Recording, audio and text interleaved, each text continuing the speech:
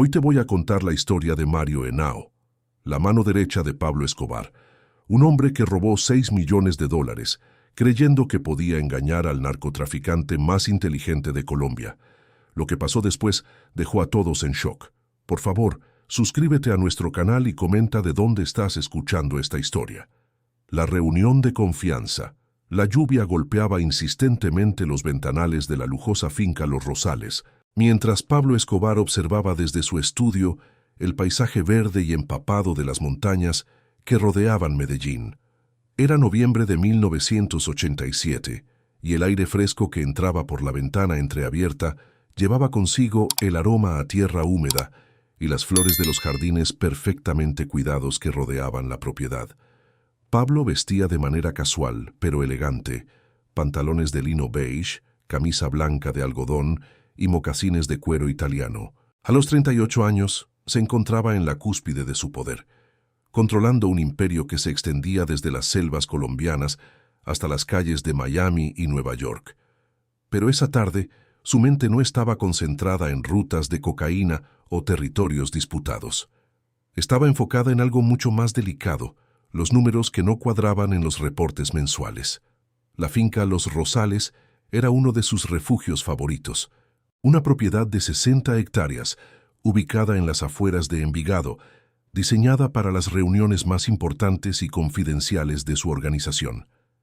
La casa principal, de estilo colonial español, estaba rodeada de jardines exuberantes, donde pavos reales caminaban libremente entre fuentes de mármol y estatuas importadas de Italia.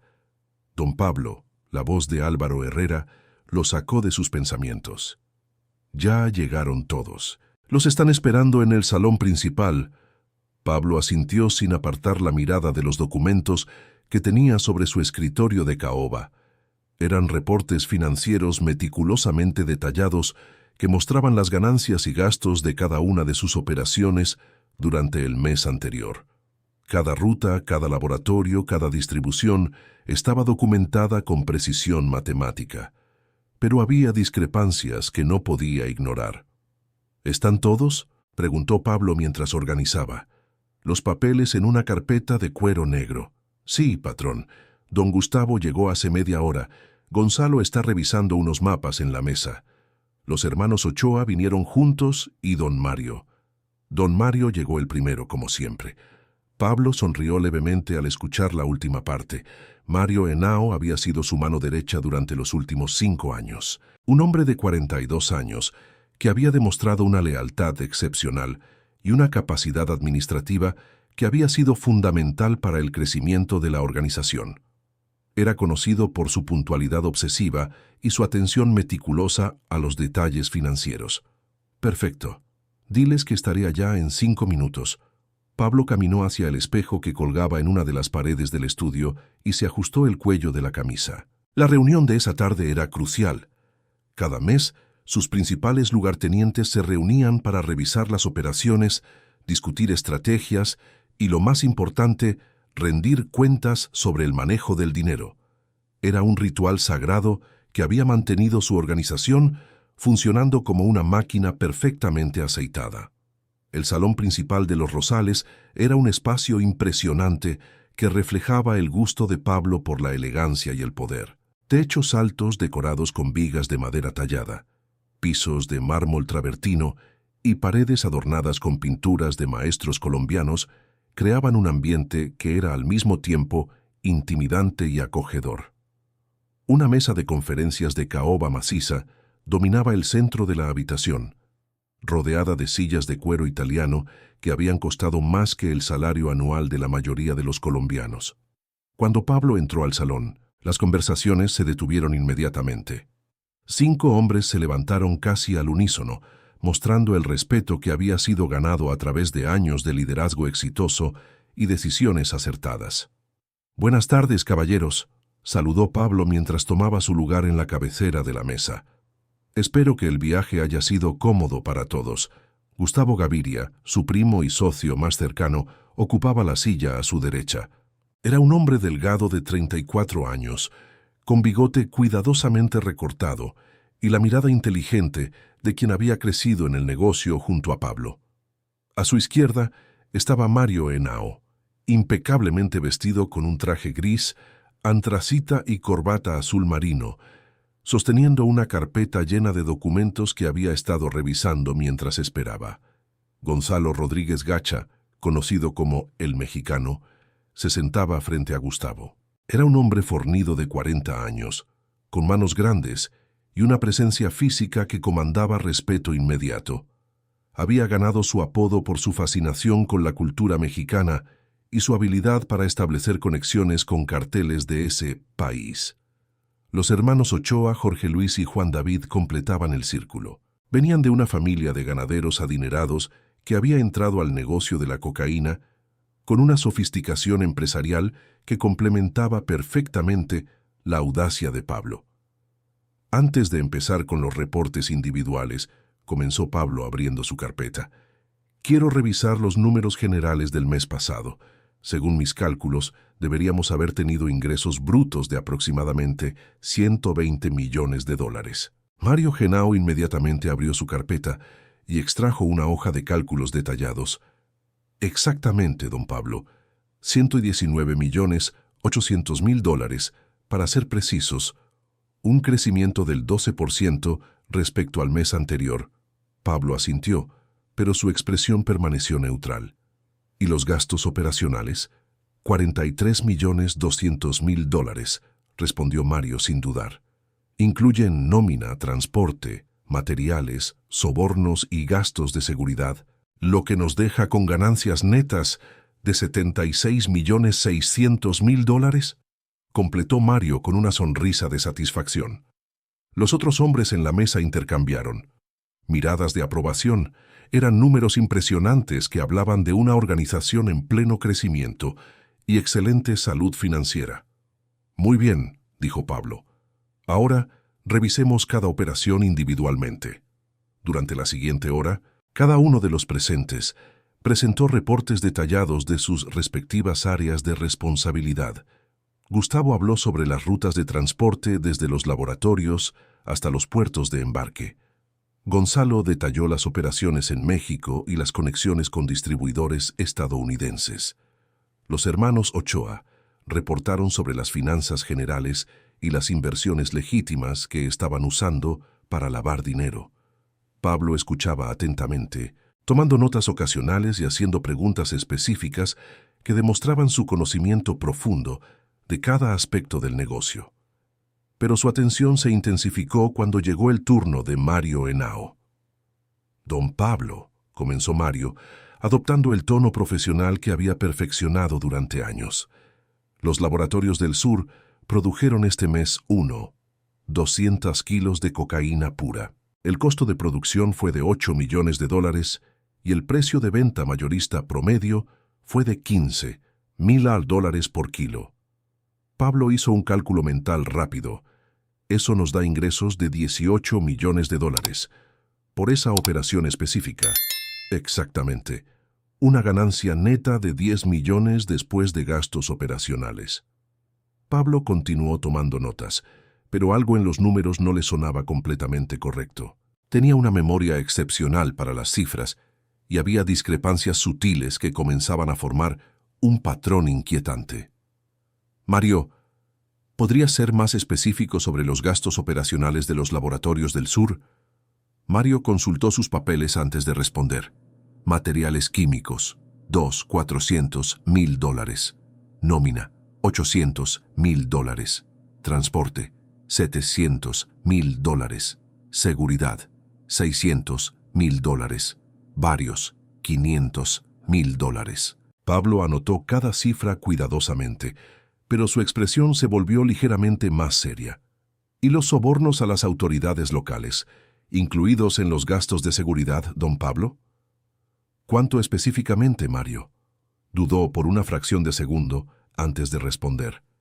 250.000 dólares mensuales para mantener a los policías y militares locales contentos. Pablo asintió, pero mentalmente registró la pausa. En 5 años, trabajando juntos, Mario nunca había dudado al dar cifras específicas. Muy bien. Gustavo, cuéntanos sobre las rutas de transporte. La reunión continuó durante otra hora, con cada participante proporcionando información detallada sobre sus respectivas operaciones. Pero Pablo había comenzado a notar pequeñas inconsistencias en las cifras de Mario que, individualmente, parecían insignificantes, pero que en conjunto empezaban a formar un patrón preocupante. Cuando la reunión formal terminó, los hombres se dispersaron hacia diferentes áreas de la finca. Algunos se dirigieron al área de la piscina para relajarse, otros fueron a la sala de billar, y algunos prefirieron caminar por los jardines mientras la lluvia finalmente comenzaba a disminuir. Pablo permaneció en el salón principal, organizando sus notas y reflexionando sobre lo que había escuchado. Mario se acercó mientras guardaba sus propios documentos. «Don Pablo, ¿necesita que le aclare algo de los reportes? Tengo todos los documentos de respaldo en mi oficina». Pablo levantó la vista y estudió el rostro de Mario. Era un hombre atractivo, bien educado, que siempre vestía impecablemente y que había ganado la confianza de toda la organización a través de años de trabajo dedicado. Había sido como un hermano menor para Pablo, alguien en quien confiaba completamente tanto para decisiones operacionales como para consejos personales. «No por ahora, Mario, pero quiero que mañana me traigas los documentos originales de los gastos de los laboratorios del sur, específicamente las facturas de materiales químicos y los comprobantes de los sobornos». Mario asintió sin mostrar ninguna señal de nerviosismo. «Por supuesto, don Pablo, los tendré listos primera hora de la mañana». «Perfecto, ¿te quedas? ¿A cenar?» «Me encantaría, pero tengo una reunión con los proveedores de Barranquilla esta noche. Ya sabe cómo son esos tipos. Si uno llega tarde, asumen que no los toma en serio». Pablo sonrió.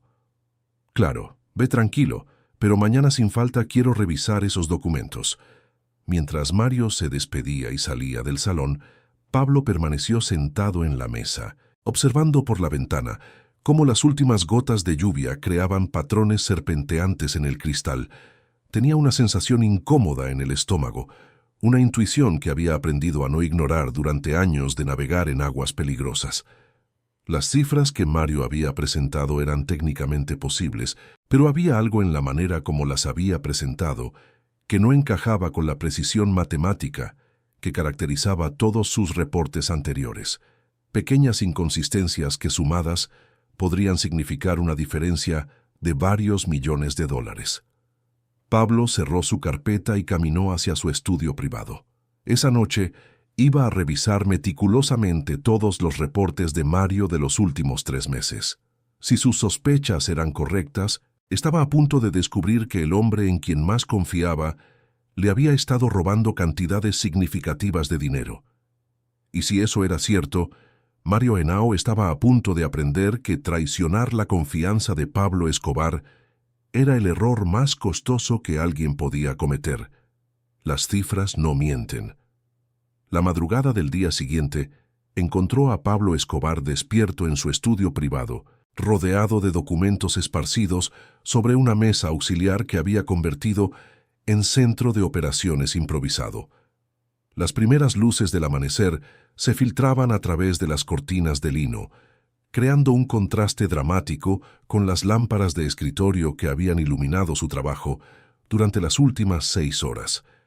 Pablo había dormido apenas 2 horas. Su mente analítica no le había permitido descansar después de identificar las primeras inconsistencias en los reportes de Mario. Había comenzado con la revisión de los documentos del mes anterior, pero rápidamente se había dado cuenta de que necesitaba examinar un período mucho más amplio para entender completamente el patrón que empezaba a emerger. Frente a él se extendían 3 meses de reportes financieros meticulosamente organizados en columnas cronológicas. Cada operación, cada transacción, cada gasto había sido documentado con la precisión obsesiva que caracterizaba la administración de su imperio.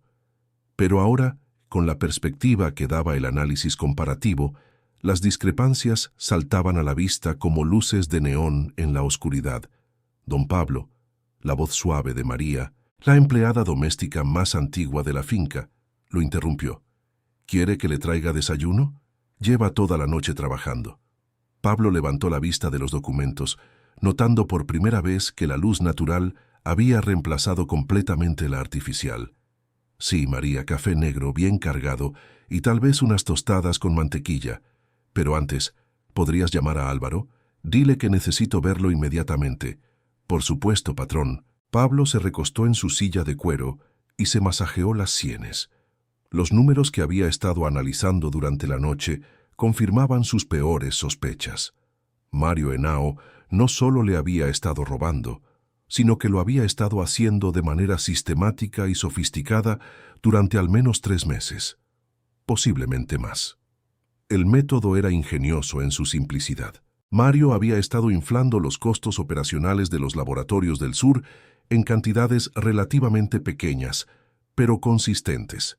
$200,000 aquí, $300,000 allá, siempre distribuidos entre diferentes categorías de gastos para evitar que alguna cifra individual pareciera sospechosa. Álvaro apareció en la puerta del estudio 5 minutos después, claramente recién levantado, pero completamente alerta. «Buenos días, don Pablo. María me dijo que era urgente. Siéntate, Álvaro. Tenemos un problema grave».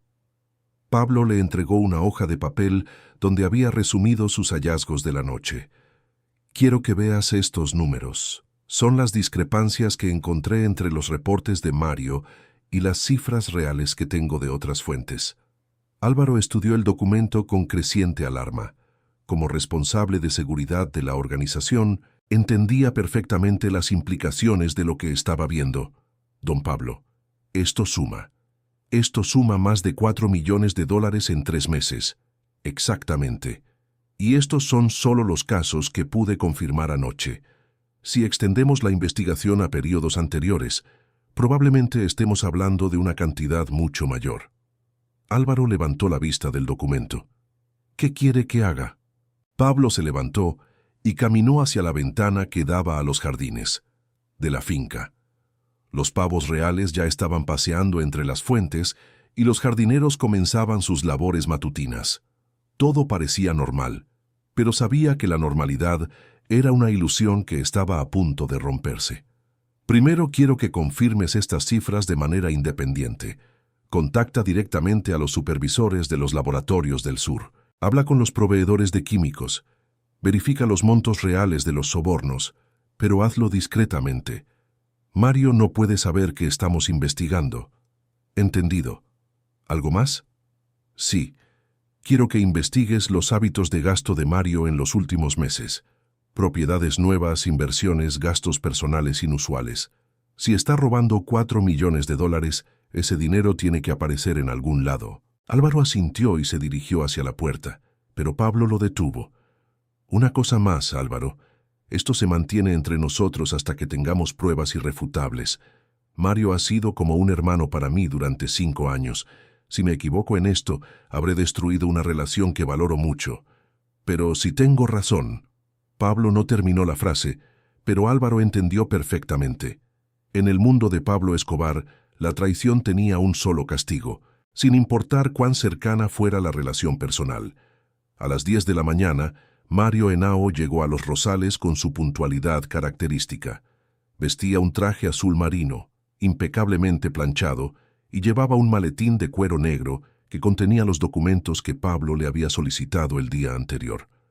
«Buenos días, don Pablo», saludó con la sonrisa confiada de alguien que no tiene nada que ocultar. «Traigo todos los documentos que me pidió. Facturas originales, comprobantes de transferencias, recibos de sobornos. Todo está aquí». Pablo estaba sentado detrás de su escritorio, observando a Mario con una intensidad que el otro hombre interpretó como interés profesional normal. «Perfecto, Mario, siéntate y vamos revisando todo paso a paso». Durante la siguiente hora, Mario presentó cada documento con la meticulosidad que había caracterizado su trabajo durante años. Las facturas de materiales químicos estaban perfectamente organizadas. Los comprobantes de transferencias tenían todos los sellos y firmas necesarios. Y los recibos de sobornos incluían las firmas de los funcionarios corruptos que habían recibido el dinero.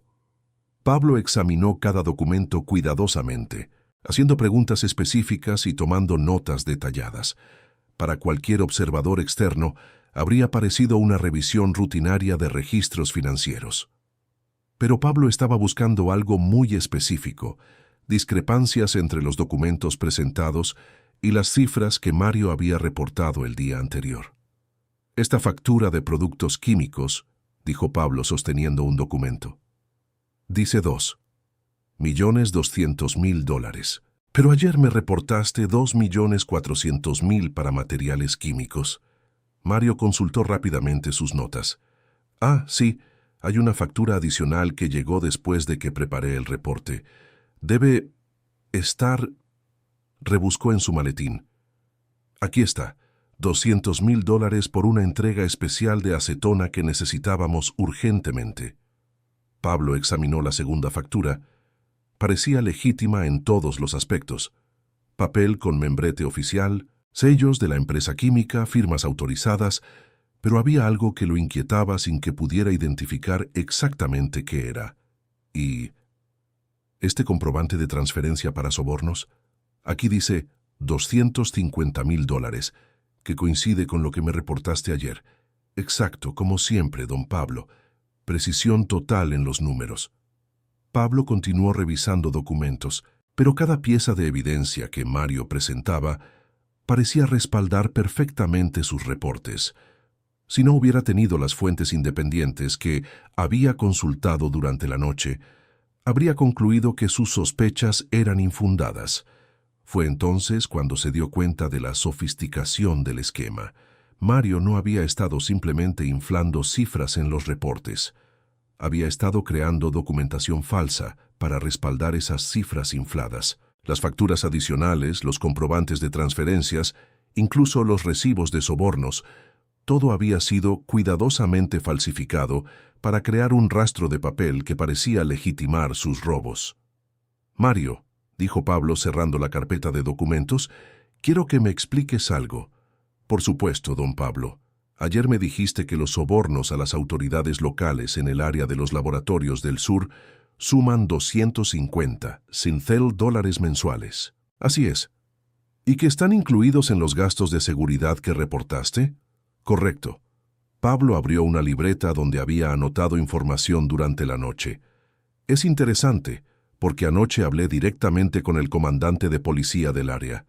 Me dijo que él recibe $100.000 mensuales y que los otros oficiales bajo su mando reciben en total otros $75.000.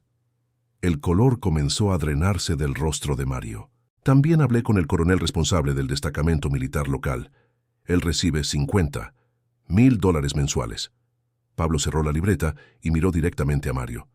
Eso suma $225.000, no 250. Cincho.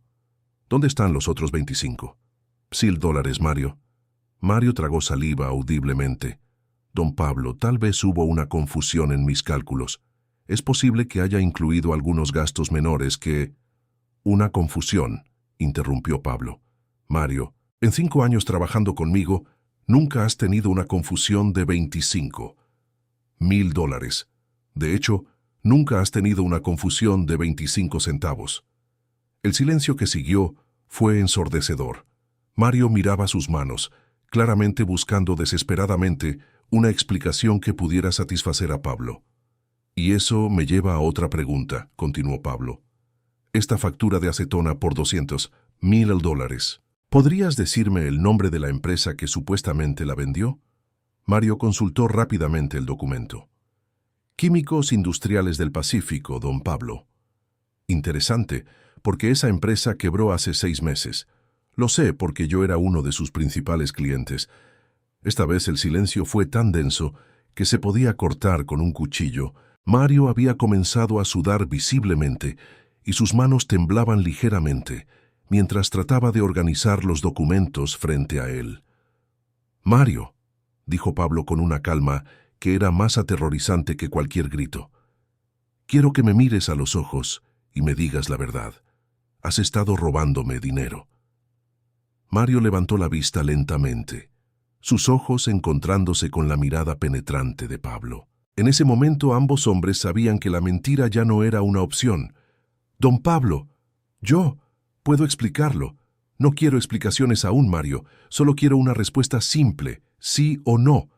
¿Has estado robándome dinero? Las palabras salieron de Mario como un susurro derrotado. Sí. Pablo asintió lentamente, como si hubiera estado esperando esa confirmación. ¿Cuánto? Aproximadamente 6 millones de dólares en los últimos 8 meses. Pablo sintió que la sangre se le subía a la cabeza, pero mantuvo su expresión controlada. ¿Y qué pensabas hacer con ese dinero, Mario? Iba a devolverlo, don Pablo. Tenía algunas inversiones que salieron mal, perdí dinero que no era mío, y pensé que podía recuperarlo rápidamente y devolver todo sin que usted se diera cuenta.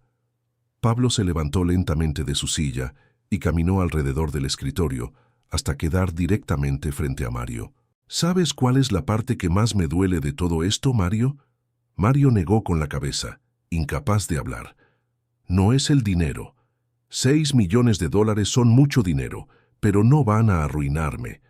Lo que me duele es que tú, mi mano derecha, el hombre en quien más confiaba después de Gustavo, pensaras que podías engañarme durante 8 meses. Pablo regresó a su silla. Pensaste que era lo suficientemente estúpido como para no darme una cuenta de que me estabas robando en mis propias narices. La humillación en el rostro de Mario era absoluta. Había sido descubierto no solo como ladrón, sino como alguien que había subestimado gravemente la inteligencia del hombre que había construido uno de los imperios criminales más sofisticados del mundo. Mañana, dijo Pablo finalmente, va a haber una reunión especial con todos los principales miembros de la organización. Y tú vas a estar allí, Mario. Vas a estar allí para que todos escuchen exactamente lo que has estado haciendo y lo que va a pasar contigo. Mario sabía que esa reunión sería su sentencia de muerte. En el mundo de Pablo Escobar, robar a la organización era un crimen capital, sin importar las circunstancias atenuantes o las relaciones personales. Por ahora, continuó Pablo, quiero que vayas a casa, que abraces a tu esposa y a tus hijos, y que pienses muy bien en lo que vas a decir mañana, porque van a ser las palabras más importantes de tu vida. Mientras Mario salía del estudio con pasos vacilantes, Pablo permaneció sentado detrás de su escritorio, sintiendo una mezcla de traición, decepción y furia que no había experimentado. En años, había perdido más que 6 millones de dólares. Había perdido a un hermano, el juicio público. La sala de conferencias de la finca Los Rosales nunca había albergado una reunión como la que estaba a punto de comenzar. Era mediodía del día siguiente y el sol de noviembre se filtraba a través de las cortinas de 1906, creando patrones de luz y sombra que parecían presagiar la dramática confrontación que estaba por desarrollarse. Pablo había convocado a una reunión extraordinaria, algo que no había hecho en los 5 años desde que estableció la estructura formal de su organización. El mensaje había sido claro y directo. Presencia obligatoria de todos los miembros del círculo interno, sin excepciones, sin explicaciones previas. Solo una línea que había hecho que todos entendieran la gravedad de la situación. Tenemos un asunto de confianza que resolver. 15 hombres estaban sentados alrededor de la mesa de caoba, cada uno representando un aspecto crucial del imperio de Pablo. Además de los miembros habituales del círculo íntimo, estaban presentes los jefes de seguridad de cada región, los coordinadores de los principales laboratorios y los responsables de las rutas de distribución más importantes. El ambiente era tenso, las conversaciones eran mínimas y en voz baja, y todos los presentes podían sentir que algo extraordinario estaba a punto de suceder. En 5 años de reuniones regulares, nunca habían visto a Pablo convocar a tantas personas para una reunión no programada. Mario Henao ocupaba su lugar habitual a la izquierda de Pablo, pero su apariencia era marcadamente diferente a la de días anteriores. Su traje, normalmente impecable, mostraba arrugas que hablaban de una noche sin dormir. Sus ojos estaban enrojecidos y sus manos temblaban ligeramente, mientras fingía revisar documentos que claramente no estaba leyendo. «Buenos días, caballeros», comenzó Pablo, su voz cortando el murmullo de conversaciones como una navaja. Gracias por venir con tan poco tiempo de aviso. Sé que algunos de ustedes tuvieron que cancelar compromisos importantes para estar aquí. Se levantó de su silla y caminó lentamente alrededor de la mesa, estableciendo contacto visual con cada uno de los presentes. Esta reunión es diferente a todas las que hemos tenido antes. No estamos aquí para revisar operaciones. No estamos aquí para planificar estrategias. No estamos aquí para celebrar éxitos. Pablo se detuvo detrás de la silla de Gonzalo Rodríguez Gacha y puso las manos sobre el respaldo. Estamos aquí porque alguien en esta habitación ha violado la regla más sagrada de nuestra organización. Alguien aquí ha traicionado la confianza que todos nosotros hemos depositado en él. El silencio se volvió absoluto. Ni siquiera se escuchaba la respiración de los presentes. Todos sabían que estaban a punto de presenciar algo que recordarían por el resto de sus vidas. Durante los últimos 5 años, continuó Pablo reanudando su caminata alrededor de la mesa, hemos construido algo extraordinario. No solo un negocio exitoso, sino una hermandad basada en la confianza mutua, la lealtad incondicional y la comprensión de que traicionar a la organización significa traicionarnos a todos. Se detuvo frente a la ventana que daba a los jardines, donde los pavos reales caminaban ajenos al drama que se desarrollaba adentro. Ayer descubrí que uno de nosotros ha estado robando dinero de la organización. No hablo de errores contables, no hablo de malentendidos, no hablo de confusiones administrativas. Hablo de robo deliberado, sistemático y sofisticado. Pablo se volteó para enfrentar a la mesa. $6 millones. $6 millones que salieron de nuestros bolsillos colectivos durante los últimos 8 meses para llenar los bolsillos de alguien que juró lealtad a esta organización. Los murmullos de shock y indignación comenzaron a extenderse por la mesa. $6 millones era una cantidad que incluso para una organización de su magnitud representaba una traición significativa.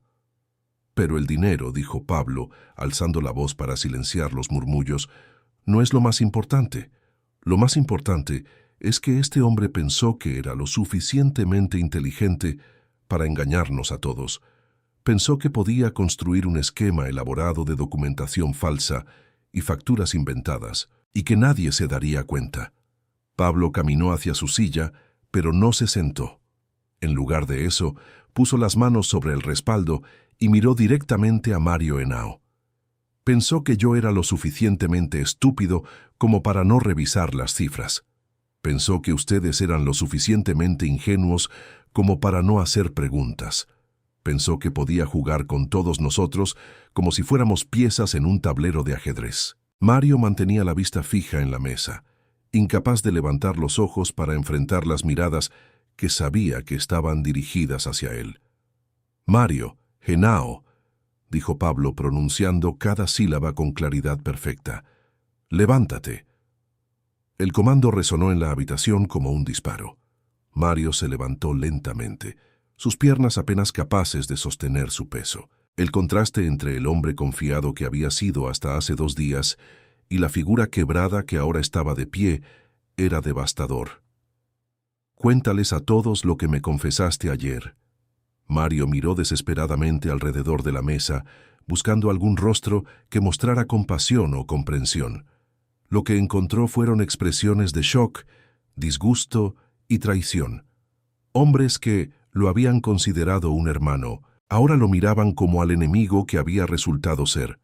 «Yo», comenzó Mario con voz apenas audible, «más fuerte», ordenó Pablo, «para que todos puedan escuchar». Mario respiró profundamente y alzó la voz. «Durante los últimos 8 meses he estado tomando dinero de la organización». «¿Tomando?», interrumpió Pablo. «Esa es una manera muy elegante de decir robando. Dilo correctamente. He estado robando dinero de la organización». «¿Cuánto?». «Aproximadamente $6 millones». El murmullo de indignación que se extendió por la mesa fue como el rugido de una bestia herida. Estos hombres habían arriesgado sus vidas, habían sacrificado tiempo con sus familias, habían enfrentado la persecución de las autoridades, Todo para construir la organización que Mario había estado saqueando en secreto. ¿Y cómo lo hiciste, Mario?, preguntó Pablo. Explícales a todos tu método tan inteligente.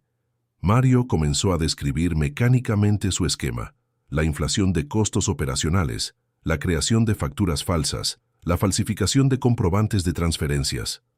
Con cada detalle que revelaba, los rostros alrededor de la mesa se volvían más duros, más despiadados. Gustavo Gaviria fue el primero en hablar. Mario, ¿tienes idea de lo que significa esa cantidad de dinero para algunos de nosotros? ¿Sabes cuántos hombres arriesgaron sus vidas para generar esos 6 millones de dólares? Jorge Luis Ochoa se levantó de su silla. Yo confié en ti con las finanzas de mis operaciones. Te daba información confidencial porque pensaba que eras parte de la familia. ¿Cuántas veces revisaste mis números buscando maneras de robarme también a mí? Las acusaciones comenzaron a llegar desde todas las direcciones. Cada hombre en esa mesa tenía razones personales para sentirse traicionado por Mario. Habían compartido secretos con él. Habían confiado en su criterio para decisiones importantes. Habían defendido sus recomendaciones en discusiones estratégicas. Pablo permitió que las acusaciones continuaran durante varios minutos, observando cómo Mario se encogía cada vez más bajo el peso de la ira colectiva. Finalmente, levantó una mano para silenciar la habitación. «Hay algo más que quiero que sepan sobre Mario», dijo Pablo, «algo que hace que esta traición sea aún más despreciable». Caminó hasta pararse directamente frente a Mario. Cuando lo confronté ayer, ¿sabes cuál fue su primera reacción? No fue disculparse, no fue mostrar remordimiento. Su primera reacción fue tratar de justificar el robo, diciéndome que iba a devolver el dinero. Pablo se dirigió a toda la mesa, como si el problema fuera simplemente financiero, como si la traición pudiera borrarse con un reembolso, como si pudiera engañarnos durante 8 meses y luego hacernos olvidar todo con una disculpa y un cheque. Regresó a su posición frente a Mario. Pero lo que más me insulta, Mario, es que pensaras que yo no me iba a dar cuenta. ¿Realmente creías que después de construir este imperio desde cero, después de manejar operaciones de cientos de millones de dólares, no iba a notar discrepancias de 6 millones? Mario finalmente levantó la vista, con lágrimas corriendo por sus mejillas. Don Pablo, yo nunca quise. ¿Nunca quisiste qué? Nunca quisiste que me diera cuenta. Nunca quisiste traicionarme. ¿Nunca quisiste robarle a tus hermanos? Pablo se acercó más, hasta quedar a pocos centímetros del rostro de Mario. ¿O nunca quisiste que fuera tan fácil? La pregunta colgó en el aire como una sentencia de muerte. Todos en la habitación entendieron inmediatamente la implicación. Mario no lamentaba haber robado, lamentaba haber sido descubierto. «Quiero que todos ustedes entiendan algo muy claramente», dijo Pablo, dirigiéndose nuevamente a toda la mesa. Mario no cometió un error. Mario no tuvo un momento de debilidad. Mario tomó una decisión consciente y deliberada de traicionarnos a todos cada día durante 8 meses. Se dirigió hacia la cabecera de la mesa. Cada mañana se levantaba y decidía robar. Cada reunión que tuvimos durante estos 8 meses, se sentó en esa silla sabiendo que nos estaba engañando. Cada reporte que presentó fue una mentira calculada. Pablo tomó asiento, pero su presencia siguió dominando la habitación. ¿Y saben por qué lo hizo? No por necesidad económica, no por problemas familiares, no por presiones externas. Lo hizo porque pensó que podía salirse con la suya. Lo hizo porque nos subestimó a todos. El silencio que siguió fue tan pesado que parecía tener sustancia física. Mario permanecía de pie, completamente quebrado, esperando la sentencia que sabía que estaba por llegar. Pablo lo observó durante un largo momento, antes de hablar nuevamente. «Mario, durante 5 años fuiste como un hermano para mí. Te confié mi vida, mis secretos, mi organización. Te traté como familia, te respeté como socio, te valoré como amigo». Hizo una pausa que pareció durar una eternidad. «Y tú me pagaste tratándome como si fuera un idiota». Pablo se levantó lentamente de su silla. «Esa es la parte que nunca voy a perdonar, Mario. No el dinero, no la traición, sino la falta de respeto. El pensar que era lo suficientemente estúpido como para no darme cuenta de que mi mano derecha me estaba robando en mis propias narices. Caminó hacia la ventana y se quedó allí durante varios segundos, observando los jardines, mientras toda la habitación esperaba en silencio. Cuando finalmente se volteó, su expresión había cambiado. Ya no había rastros de la decepción personal o la tristeza por la amistad perdida. Lo que quedaba era la frialdad calculada del hombre que había construido un imperio, eliminando a quienes se interponían en su camino. Mario Henao dijo con una voz que helaba la sangre: «Ya no eres mi mano derecha, ya no eres parte de esta organización, y después de hoy ya no eres nada para ninguno de nosotros». Se dirigió hacia la puerta del salón, pero antes de salir se detuvo y pronunció las palabras que destruirían completamente a Mario frente a todos los presentes. «La próxima vez que alguien me pregunte por ti, les voy a decir que Mario Henao murió el día que decidió que Pablo Escobar era lo suficientemente estúpido como para no darse cuenta de que lo estaban robando». El impacto de esas palabras fue devastador. En una sola frase, Pablo había reducido a Mario de mano derecha, respetada ejemplo de arrogancia y estupidez. Había transformado 5 años de lealtad aparente en un símbolo de traición y falta de respeto. Mientras Pablo salía del salón, Mario se desplomó en su silla, completamente destruido. Los otros hombres en la mesa lo miraban no con compasión, sino con el desprecio reservado para quienes traicionan a la familia. La reunión había terminado, pero las palabras de Pablo resonarían en la organización durante años.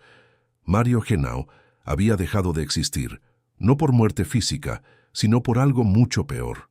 Había sido borrado de la historia por el hombre que una vez había considerado su hermano. El poder de las palabras.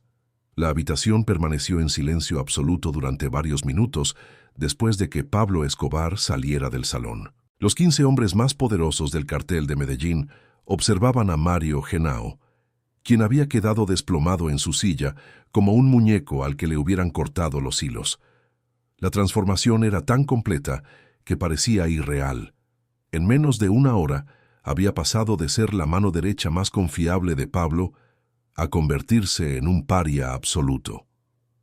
Gustavo Gaviria fue el primero en moverse. Se levantó lentamente de su silla, caminó hasta donde estaba Mario, y con una frialdad que helaba la sangre, recogió los documentos que Mario había traído para la reunión. «Estos papeles ya no son tu responsabilidad», dijo con una voz que no mostraba rastro de la amistad que habían compartido durante años. «A partir de ahora, no tienes acceso a ninguna información de la organización». Uno por uno los otros miembros comenzaron a levantarse y salir del salón sin dirigirle una sola palabra a Mario. No hubo despedidas, no hubo explicaciones, no hubo amenazas. Simplemente lo ignoraron como si hubiera dejado de existir. En el mundo de Pablo Escobar, esa indiferencia total era más devastadora que cualquier castigo físico. Jorge Luis Ochoa se detuvo en la puerta y se volteó hacia Mario una última vez. 5 años, dijo. 5 años pensando que eras familia. Ahora me doy cuenta de que nunca te conocí realmente. Gonzalo Rodríguez Gacha fue más directo. Pablo tenía razón. Lo que más duele no es el dinero, es saber que pensabas que éramos todos unos idiotas. Cuando el último hombre salió del salón, Mario quedó completamente solo. La sala de conferencias, que había sido testigo de tantas decisiones importantes, tantas celebraciones de éxito, tantos momentos de hermandad, ahora se sentía como un mausoleo. Las paredes parecían cerrarse sobre él, y el silencio era tan opresivo que podía escuchar el latido de su propio corazón. Afuera del salón, Pablo caminaba por los jardines de los Rosales con paso lento pero decidido. La confrontación con Mario había sido más difícil emocionalmente de lo que había demostrado frente a los otros. Durante 5 años, Mario había sido más que un empleado o un socio. Había sido el hermano menor que Pablo nunca había tenido. El hombre en quien confiaba para manejar los aspectos más delicados de su imperio, Álvaro, se acercó discretamente. «Don Pablo, ¿qué quiere que hagamos con él?» Pablo se detuvo junto a una fuente de mármol donde los pavos reales bebían agua tranquilamente, ajenos al drama humano que se desarrollaba a su alrededor. «Nada», respondió después de un largo momento. «No quiero que lo toquen, no quiero que lo amenacen, no quiero que le hagan daño. Ya está destruido y eso es suficiente». «¿Y el dinero?» «El dinero lo recuperaremos. Mario tiene propiedades, inversiones, cuentas bancarias. Todo eso va a ser confiscado para compensar lo que robó. Pero no quiero venganza física contra él». Pablo se dirigió hacia Álvaro con una expresión pensativa. «¿Sabes por qué no voy a matarlo, Álvaro?» «No, patrón, porque un hombre muerto se convierte en mártir. La gente olvida sus pecados y recuerda solo su muerte. Pero un hombre destruido públicamente, humillado frente a todos los que una vez lo respetaron, se convierte en una lección viviente». Pablo sonrió con esa expresión fría que sus enemigos habían aprendido a temer. Mario Henao va a caminar por las calles de Medellín por el resto de su vida sabiendo que todos conocen su historia. Va a intentar conseguir trabajo y la gente va a recordar que fue el hombre que traicionó a Pablo Escobar. Va a intentar hacer negocios y nadie va a confiar en él porque saben que robó a su propio hermano. Se dirigió hacia la casa principal. «Esa es una muerte mucho más lenta y dolorosa que una bala, Álvaro, y es mucho más efectiva como advertencia para cualquier otro que piense en traicionarme». Dentro del salón de conferencias, Mario finalmente logró ponerse de pie.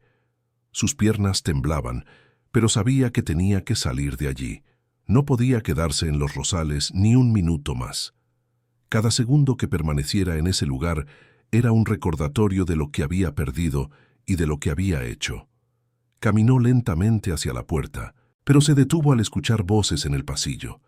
Reconoció las risas de algunos de los hombres que acababan de estar en la reunión. Estaban comentando lo sucedido, y sus palabras llegaron hasta él con claridad devastadora. «¿Pueden creer que pensó que Pablo no se iba a dar cuenta?», decía uno. «$6 millones», respondía otro. «Y creía que podía crear facturas falsas y que nadie iba a verificar. Lo que más me impresiona es la arrogancia. 5 años trabajando con Pablo, viendo cómo maneja cada detalle de la organización, y pensó que podía engañarlo». Las risas que siguieron fueron como dagas para Mario. Se dio cuenta de que ya no era una persona para ellos. Se había convertido en una anécdota, en un chiste, en un ejemplo de estupideza que contarían durante años. Esperó hasta que las voces se alejaron, y entonces salió del salón por una puerta lateral que daba directamente al estacionamiento. Su Mercedes-Benz plateado estaba donde lo había dejado esa mañana, cuando todavía creía que podía encontrar una manera de salir de la situación sin consecuencias devastadoras. Mientras conducía por las calles de Medellín hacia su casa en el Poblado, Mario comenzó a comprender completamente la magnitud de lo que Pablo había hecho. No lo había matado, pero lo había aniquilado de una manera mucho más cruel y permanente. En el mundo criminal de Colombia, la reputación lo era todo. Un hombre sin honor, un hombre que había traicionado la confianza, un hombre que había sido públicamente humillado por Pablo Escobar. Era un hombre sin futuro. Nadie le daría trabajo, nadie confiaría en él, nadie querría ser asociado con su nombre. Cuando llegó a su casa, una mansión de 2 pisos, que había comprado con dinero robado, encontró a su esposa esperándolo en la sala. Carolina Henao era una mujer elegante de 38 años, que había disfrutado durante 5 años de la vida privilegiada que proporcionaba ser la esposa de la mano derecha de Pablo Escobar. «¿Cómo fue la reunión?», preguntó con la sonrisa confiada de quien no tiene idea de que su mundo está a punto de colapsar. Mario se desplomó en un sofá y se cubrió el rostro con las manos. «Carolina, tenemos que hablar». Durante la siguiente hora, Mario le contó todo a su esposa: los robos, el descubrimiento, la confrontación pública, la sentencia de Pablo. Con cada detalle que revelaba, veía cómo la comprensión y el horror se apoderaban del rostro de Carolina. $6 millones, susurró ella cuando él terminó. «¿Robaste $6 millones? Iba a devolverlo, Carolina. Tenía un plan para...» «¿Tenías un plan?», gritó ella levantándose del sofá. Tenías un plan para robarle a Pablo Escobar y pensaste que no se iba a dar cuenta. Carolina caminó hacia la ventana que daba a los jardines de la casa. ¿Te das cuenta de lo que has hecho, Mario? No solo destruiste tu carrera, no solo traicionaste a tus amigos, sino que nos destruiste a todos, a mí, a nuestros hijos, a nuestras familias. Se volteó para enfrentarlo. ¿Quién va a querer asociarse con nosotros ahora? ¿Quién va a confiar en nosotros? ¿Cómo vamos a explicarles a nuestros hijos que su padre es el hombre que traicionó a Pablo Escobar? Mario no tenía respuestas para ninguna de esas preguntas. Solo podía sentarse allí y enfrentar la realidad de que su arrogancia había destruido no solo su propia vida, sino las vidas de todas las personas que amaba. Esa noche, las noticias de lo sucedido se extendieron por toda la organización de Pablo como un incendio forestal. Los detalles de la confrontación, la confesión pública de Mario y especialmente las palabras finales de Pablo fueron repetidos y embellecidos en cada retelling. En los bares donde se reunían los sicarios, en las oficinas donde trabajaban los contadores de la organización, en las casas donde vivían las familias de los miembros del cartel, todos comentaban la misma historia. Mario Henao había sido destruido no con violencia, sino con palabras. ¿Escuchaste lo que le dijo Pablo?, se preguntaban unos a otros. Que la próxima vez que alguien pregunte por él, va a decir que Mario Henao murió el día que pensó que Pablo era estúpido. Eso es peor que matarlo. Ahora todo el cinto atocha. El mundo sabe que fue un traidor arrogante. La historia se convirtió en leyenda y la leyenda se convirtió en advertencia. En los meses que siguieron, cada vez que alguien en la organización consideraba traicionar la confianza de Pablo, recordaba lo que le había pasado a Mario Henao. No la muerte rápida de una bala, sino la muerte lenta de la humillación pública y el ostracismo social. Pablo había logrado algo extraordinario. Había creado un castigo que era al mismo tiempo más cruel que la muerte y más efectivo como disuasivo. Mario Henao seguía vivo, pero había dejado de existir en el único mundo que había conocido durante los últimos 5 años. 2 semanas después de la confrontación, Pablo estaba en su estudio revisando los nuevos sistemas de control financiero que había implementado para prevenir futuros robos internos. Álvaro entró con un reporte sobre Mario. Don Pablo, como usted predijo, Mario ha intentado conseguir trabajo con 3 organizaciones diferentes. Ninguna quiere contratarlo. También intentó establecer su propio negocio, pero no encuentra socios dispuestos a asociarse con él. Pablo asintió sin levantar la vista de sus documentos. ¿Y el dinero? Recuperamos $4,5 millones de sus cuentas y propiedades. Los otros 1,5 millones aparentemente los perdió en inversiones fallidas, como él dijo. Bien, dona ese dinero a proyectos comunitarios en los barrios pobres. Que algo bueno salga de esta traición. Pablo finalmente levantó la vista. Álvaro, ¿sabes cuál es la diferencia entre matar a un traidor y destruirlo públicamente? No, patrón. Cuando matas a alguien, la lección dura hasta que la gente olvida. Pero cuando destruyes a alguien con palabras, cuando lo conviertes en un ejemplo viviente de las consecuencias de la traición, esa lección dura para siempre. Pablo sonrió con esa expresión que se había vuelto su marca registrada. Mario Henao va a caminar por Medellín por el resto de su vida como un recordatorio viviente de que traicionar a Pablo Escobar no se paga con la muerte. Se paga con algo mucho peor. Se paga con la pérdida total del respeto, la dignidad y el lugar en el mundo. En los años que siguieron, la historia de Mario Henao se convirtió en parte del folclore del cartel de Medellín. Se contaba como advertencia a los nuevos miembros, se recordaba en reuniones importantes y se susurraba en los pasillos cuando alguien mostraba signos de deslealtad.